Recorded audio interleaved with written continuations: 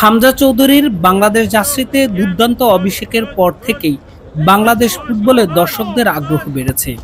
তাই সিঙ্গাপুরের বিপক্ষে ম্যাচের আগে অনুশীলন দেখতেও দর্শকদের উপচে পড়া ভিড়। এর আগে অভিষেক হয়ে গেছে ইতালি প্রবাসী ফুটবলার ফাহমিদুল ইসলাম। আলোচিত আরেক প্রবাসী সমিত সোম এখন বাংলাদেশের জার্সিতে ম্যাচ খেলার অপেক্ষায় আছে। তাই মাঠে ঘাম ঝরাচ্ছে বাংলাদেশ টিম। এতদিন প্রত্যাশার প্রাপ্তির ব্যবধান ছিল বিস্তর, তবে হামজা সমিতদের আগমনে সেই ব্যবধানটা ঘুচেছে অনেকটাই। দলটাও গোছেছে এক সুতোয়। প্রতিপক্ষ সিঙ্গাপুর র্যাঙ্কিংয়ে 22 ধাপ এগিয়ে থাকলেও তাতে বিচলিত নয় বাংলাদেশ টিম। হিসেবটাও সহজ, ক্যাপ্টেন আর একাদশ তারকাই ঠাসা।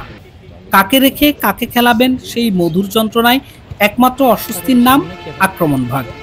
হামজা সমিত সোমের সঙ্গে সোহেল রানার ধারাবাহিক পারফরম্যান্স, সব মিলিয়ে মিডফিল্ডে অধিনায়ক জামাল ভুঁইয়ার জায়গাটা যে অনিশ্চিত। তাতে অবশ্য হতাশ নন কোচ JB6।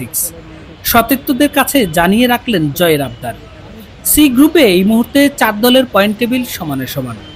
সিঙ্গাপুরকে বাংলাদেশ হারাতে পারলে তারা টেবিলে শীর্ষে উঠবে। মাঝমাঠ এবং উইংস ডিফেন্স সব জায়গায় 2 দল সমানে সমান। তবে সিঙ্গাপুর একটা জায়গায় এগিয়ে, সেটি নাম্বার 9। সেখানে আছেন ফান্দি। বাংলাদেশ সেই রকম অর্থে জেনুইন নাম্বার 9 নেই, তবে ব্যবধানটা ঠিক এই পজিশনে। AFC এশিয়ান কাপ বাছাই পর্বে তৃতীয় রাউন্ডে বাংলাদেশ পড়েছে সি গ্রুপে। এই গ্রুপে বাকি 3 দল ভারত, সিঙ্গাপুর ও হংকং।